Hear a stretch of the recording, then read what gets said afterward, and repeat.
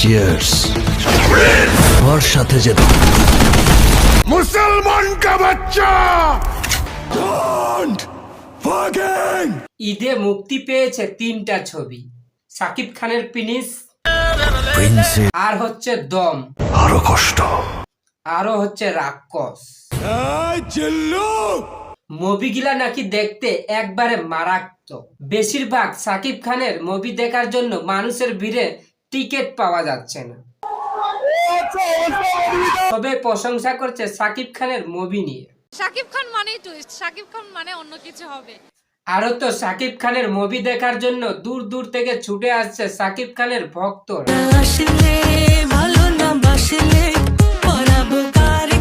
আবারও বলছে 3 ঘন্টায় 3টা টিকিট পেয়েছে। আচ্ছা, এক মুভির খালি প্রশংসা করলে হবে? আরো 2টা বাকি তো আছে, তাদের কি অবস্থা? দম ছবি নাকি পুরাই একটা মারাত্মক। দম ছবির মারগিলা কাটাকাটি পুরাই লেভেলের অস্থি। আর এইদিকে হচ্ছে রাক্ষস, রাক্ষসের মুভিটা নাকি এটাও মারাত্মক, খালি কাটাকাটি গুল্লি করা করে। তো এই 3টা মুভির মাঝে কোন মুভিকে 10 নাম্বার দিতে চান অবশ্য কমেন্ট বক্সে কমেন্ট করে জানান। আর সাকিব খানের নাকি মুভি মুক্তি পেয়েছে 137টা হলে, তাহলে এই 2টা মুভি কি ঘরে বসে রয়েছে?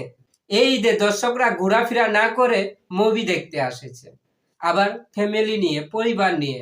আর মুভি নাকি এক একটা ঝাক্কাস।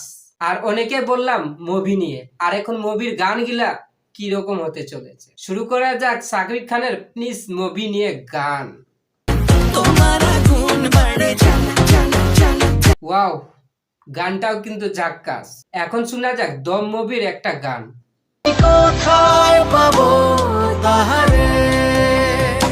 খুব নীরব গান, খুব চমৎকার। গানটা শুনলে হয়তো ঘুম চলে আসবে। তারপরে কিন্তু আছে রাক্ষস মুভির গান।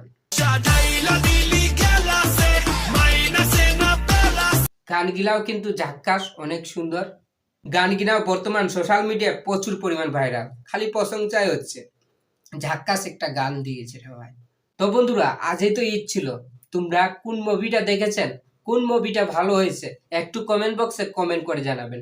আমি মুভি পর্যন্ত দেখি নাই, কিন্তু ভিডিওতে দেখেছি, তাই তোমাদের কাছে তুলে ধরলাম। তো কেমন হয়েছে মুভিগুলা অবশ্যই কমেন্ট বক্সে কমেন্ট করে জানাবেন।